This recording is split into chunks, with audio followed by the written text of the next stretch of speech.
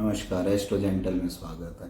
ओम नमः शिवाय, ओम नमः शिवाय, हर हर भोले। नमः शिवाय, शिव गंगाधराय, शिव गंगाधराय, हर हर भोले।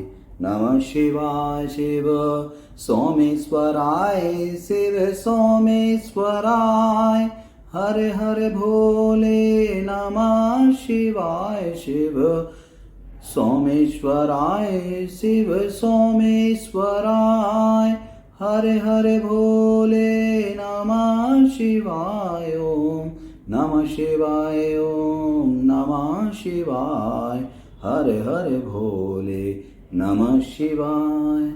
नमस्कार दर्शकों, एस्ट्रो जेंटल में एक बार पुनः आपका स्वागत है। आज महाशिवरात्रि है 1 मार्च 2022 को। कृष्ण पक्ष की चतुर्दशी को शिव चौदसवीं इसको कहते हैं। कृष्ण पक्ष की चतुर्दशी को, फाल्गुन मास की चतुर्दशी को आज महाशिवरात्रि हुआ करती है हर वर्ष। आज सनातन धर्म का, हिंदू धर्म का बहुत ही दिव्य पर्व है। घर घरों में, लाखों करोड़ों घरों में लोग व्रत रहते हैं, फास्ट रखते हैं। 2-3 मान्यताएं हैं, उसके लिए भी आज हम चर्चा कर लेते हैं। महाशिवरात्रि पर जो लोग व्रत रखते हैं, जब तक शिवरात्रि की कथा नहीं सुनते वो व्रत पूरा नहीं माना जाता है। वो कथा भी मैं आगे आपको सुनाऊंगा इसी वीडियो में।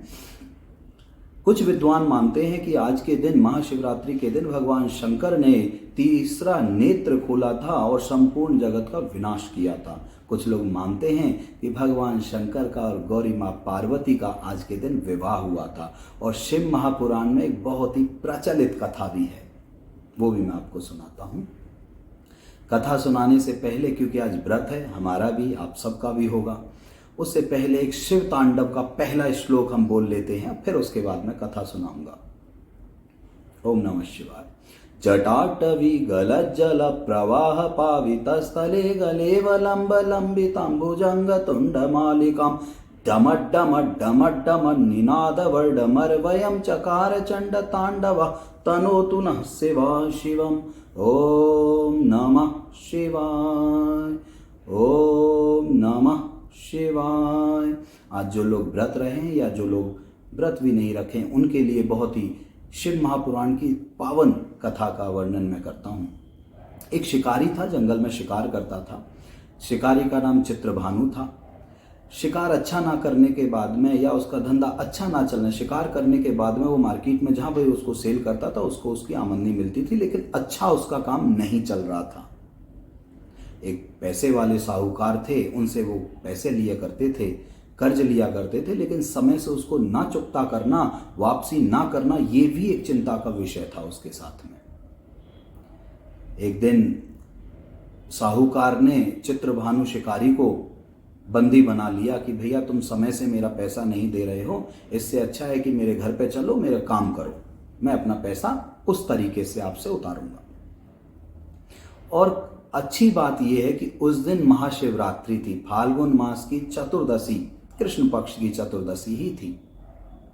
उस दिन साहूकार ने अपने घर पे पूजा पाठ, भगवान का रुद्राष्टाध्याय से रुद्राभिषेक का भी आयोजन किया और बहुत ही पावन सुंदर मन से उसने भगवान शंकर की पूजा अर्चना का प्रारंभ, अपना आयोजन बनाया था। वहां पर वो शिकारी चित्रभानु भी बैठा था। पूजन संपन्न हुई। उसके बाद में जो चित्रभानु था शिकारी, बहुत ही अच्छे से उसने पूजा का ध्यान लगा के सुना, पढ़ा, क्या बोला जा रहा है वो सब उसने सुना। और पूजा संपन्न ही उसका फायदा उठा करके वो तुरंत साहूकार के पास पहुंच गया। भगवान प्रभु, आप तो मेरे लिए भगवान स्वरूप ही हैं, क्योंकि आपने मेरा घर चलाया है, लेकिन मैं भी इस नियत का नहीं हूं, मेरे को भी आपका पैसा वापस देना है, उसके लिए आप मुझे कुछ समय दे दीजिए। साहूकार ने शिकारी चित्रभानु की बात मान ली और उसको 1 दिन का समय दे दिया। क्योंकि वो बंदी था शिकारी चित्रभानु, तो वो भूखा प्यासा भी था, उसने कुछ खाया भी नहीं था और उसको ये कामना थी कि कल तक मेरे को साहूकार ने समय दिया है तो मैं उसका कैसे भी करके पैसा वापस दे दूं। वो वहां से गया विश्वास देकर के कि कल तक मैं आपका धन लौटा दूंगा। वो वापस गया। शाम तक उसका कोई काम नहीं हुआ। हारा थका एक नदी के किनारे वो बेलपत्र के पेड़ पर आराम करने का सोचा। बेलपत्र के लिए उसने टहनियां तोड़ी। आराम करने के लिए बेलपत्र के पेड़ से उसने टहनियां तोड़ी।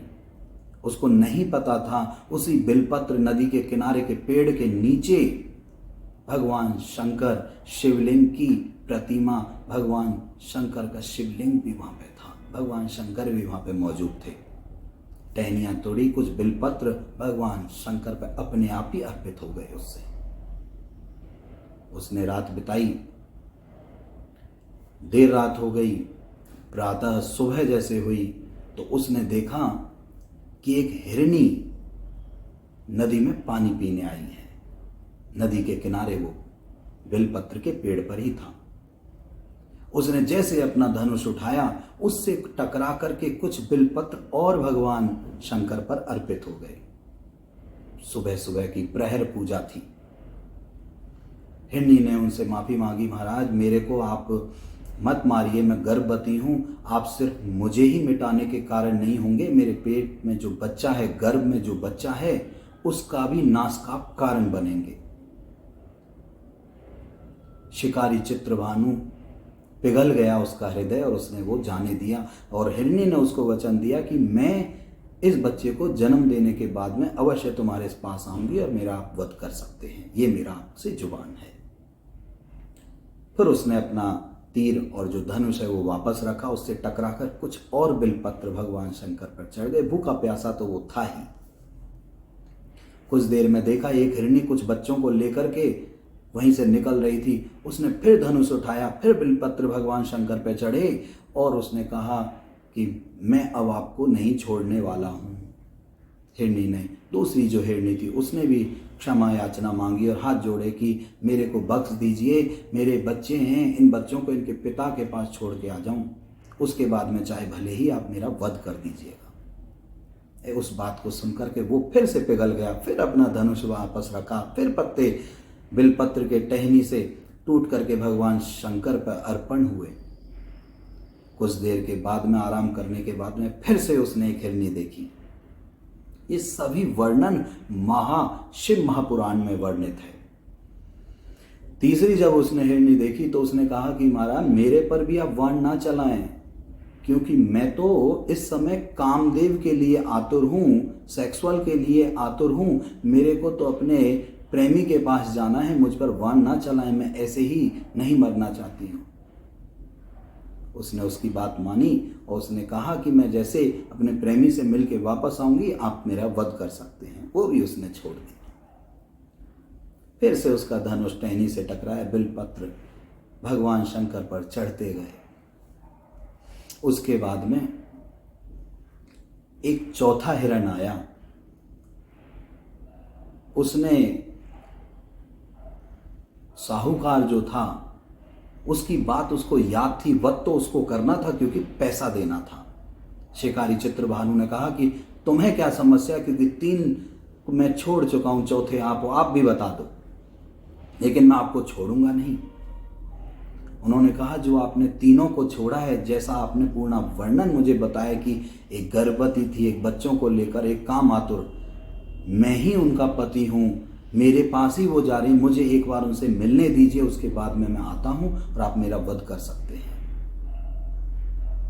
साहूकार ने उसकी भी बात मान ली और वो भी छोड़ दिया। पत्ते फिर बिलपत्र के भगवान शंकर पर अर्पण हुए। इस तरीके से वो नीचे उतरा। साहूकार जो था कुछ देर के पश्चात में वहीं पे आ जाता है। उसको पूरी कथा का वर्णन और वो छुपके से देख रहा होता है। उसका हृदय परिवर्तन हो गया। भगवान शंकर के आशीर्वाद से, उनके तेज से उसका हृदय परिवर्तन हो गया और साहूकार ने शिकारी चित्रभानु को छोड़ दिया, माफ कर दिया कि मुझे आपसे कोई धन नहीं चाहिए और आप मेरे ही घर पर अपने मेहनत का पैसा बराबर से लेते रहें और अगर आप काम करना चाहें तो काम कर सकते हैं। ऐसे भगवान भोले हैं। अनजाने में ही सही भगवान शंकर की आज के दिन अवश्य पूजा करनी चाहिए।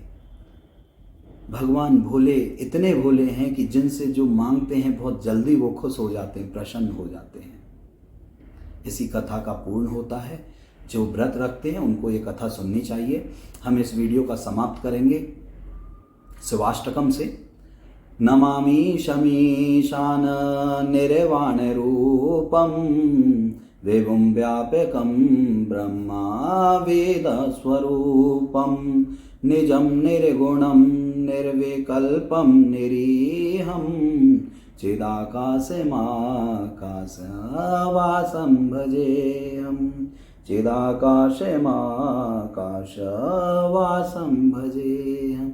ॐ नमः शिवाय।